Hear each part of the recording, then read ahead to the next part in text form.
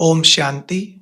23/11/1979 की इस मुरली में बाबा ने कहा, संग के रंग में ना आओ, अर्थात दूसरे की गलती को देख स्वयं गलती ना करो। अगर कोई गलती करता है तो हम राइट में रहें, उसके संग के प्रभाव में न आए। प्रभाव में आने के कारण अलबेले हो जाते हैं। दूसरे की गलती देखने में आती है, लेकिन मैं भी गलती कर रहा हूं वो दिखाई नहीं पड़ता।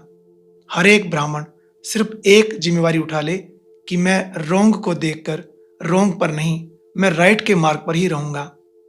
परंतु अगर दूसरा गलती कर रहा है तो क्या करें? इस पर बाबा ने कहा, उस समय समाने की शक्ति यूज करो। किसी की गलती को नोट ना करो, बल्कि एक दूसरे को श्रेष्ठ भावना से सहयोग दो। ब्राह्मणों को इस बात से बहुत दूर रहना चाहिए कि इसने ये किया, ये ऐसे करता है, ये देखो ही नहीं, सुनो ही नहीं, वरना अलबेलेपन के संस्कार पक्के हो जाएंगे। इस वर्ष ऐसा बनना है जो कोई कितनी भी आपके बीच कमी ढूंढने की कोशिश करे, लेकिन जरा भी संस्कार स्वभाव का टक्कर दिखाई ना दे।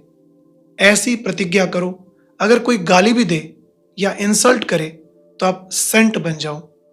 कोई ग्लानि भी करे तो आप फूलों की वर्षा करो। फिर ये नहीं कहना कि इसने ऐसा कहा इसलिए मैंने ऐसा किया। चाहे वो कुछ भी करे, अगर रॉन्ग भी किया तो आप राइट रहो।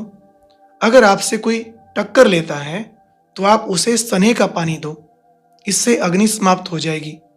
अगर कहते हो यह है क्यों, ऐसा क्यों, तो यह उस पर तेल डालना हुआ। बाबा ने कहा, संस्कार तो भिन्न भिन्न रहेंगे ही, लेकिन उन संस्कारों का अपने ऊपर प्रभाव ना आने दो। अब ये इंतजाम करो, क्योंकि संस्कार तो अंत तक किसी के दासी वाले रहेंगे, किसी के राजा के। आप ये इंतजार नहीं करो कि इनके संस्कार बदल जाएं, बल्कि मेरे ऊपर किसी का प्रभाव ना हो।